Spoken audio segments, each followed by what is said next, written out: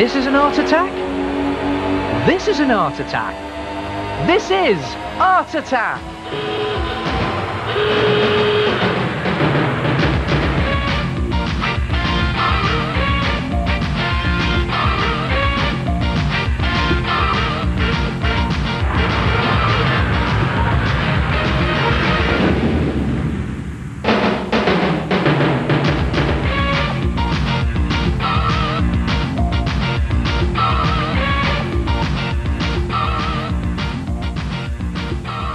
Hello there, nice to see you again. Now then, are you one of these people who suffers from broken shelving or a lack of space in your bedroom to store your books? What you need is a heavyweight bookend, and here it is. Go and have a look at this. Right, you sit there and watch, you might learn something. Take a paper bag that's roughly the same size as a bag of sugar. Now it can be an old sugar bag or even an old flour bag, and 3/4 fill it with pebbles or stones or gravel or anything you can get from your garden. Just something to make it nice and fat and chunky and heavy. Then scrunch your bag closed like that. Take some sticky tape and just tape it closed.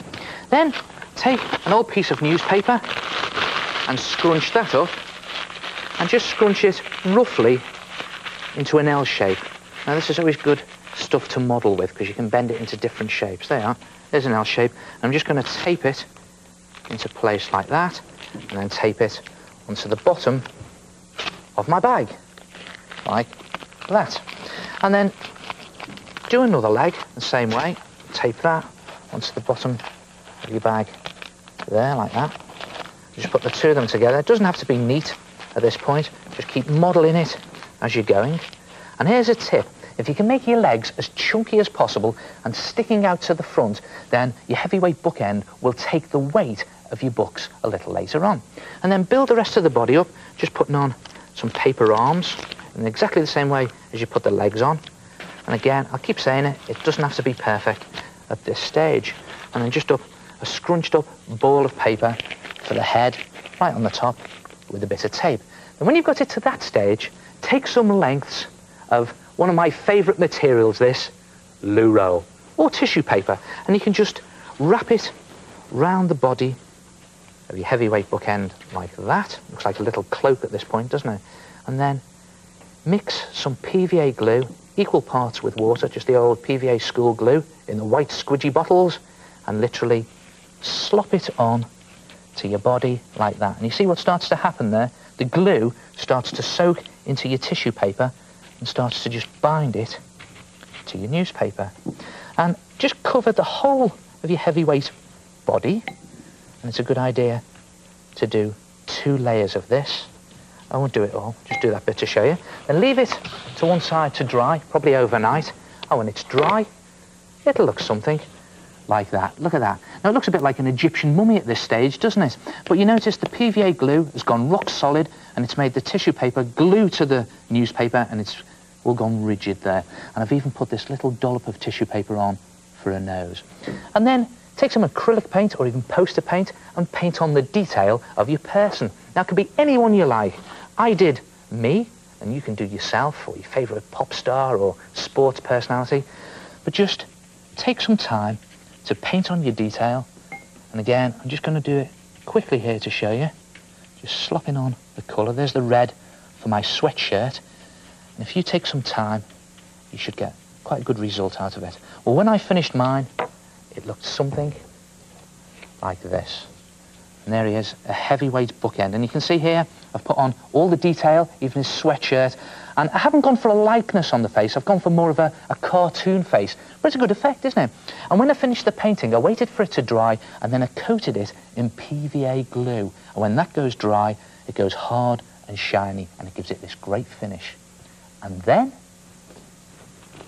you can use it to prop up your books on your bookshelves or on your floor.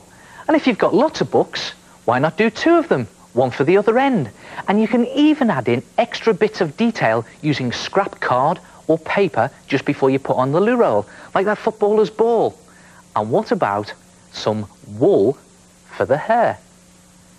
Try it yourself, a heavyweight bookend.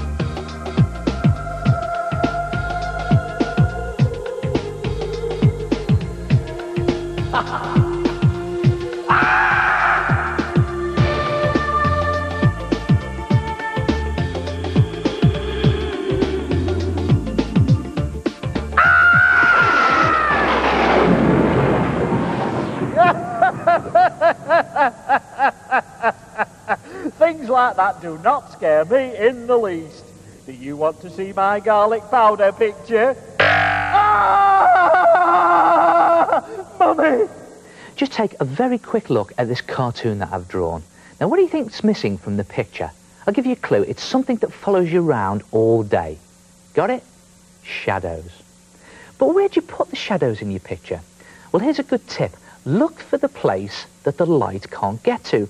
Now, in this picture, the light is coming from this street lamp here, so I'll just chalk that in like that, and it'll be shining out in this direction, and it'll be shining down onto the man, down this side of him, so the light won't be able to get to this side of him. So I'm just going to draw in the shade down his left-hand side there, and of course, no light will be able to get under the brim of his hat, so I'll put that in, and just doing it very quickly like that, putting shadow or shade all the way down that side where the light can't get to.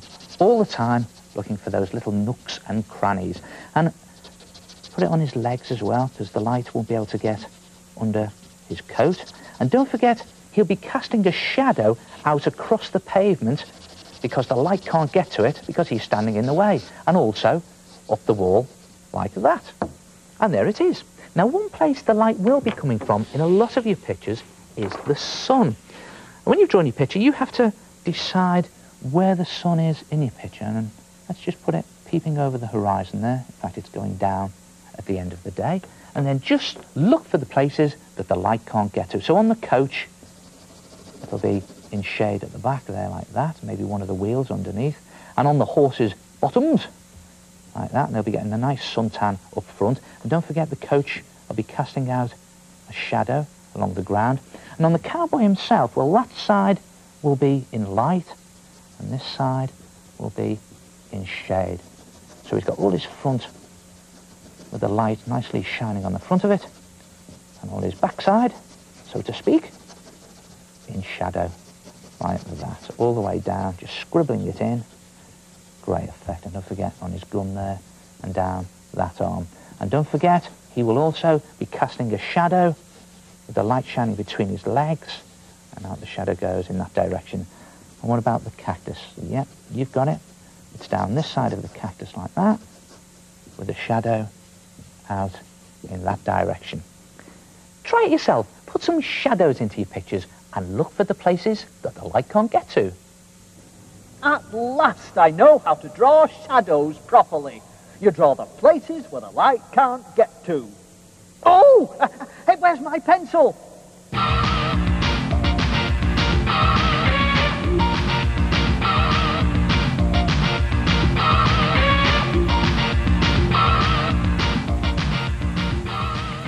Hello, my name's Jane, and I scrape paint across the paper with a piece of serrated card to make this effect of a volcano.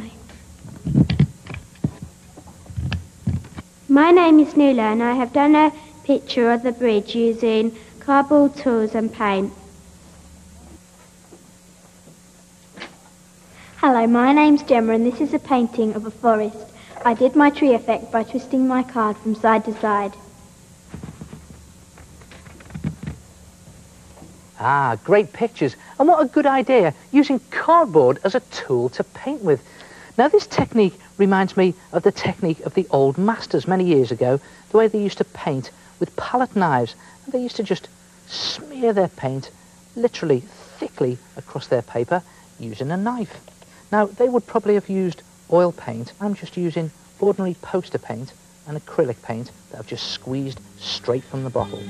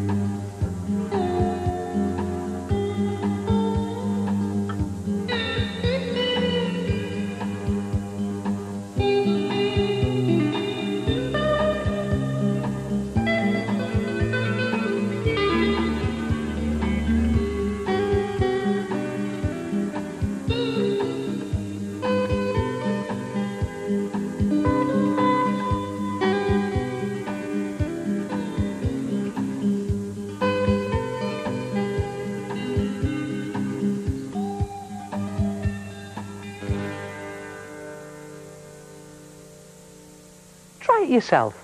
A card painting. And I'll see you next time. Ta-ra!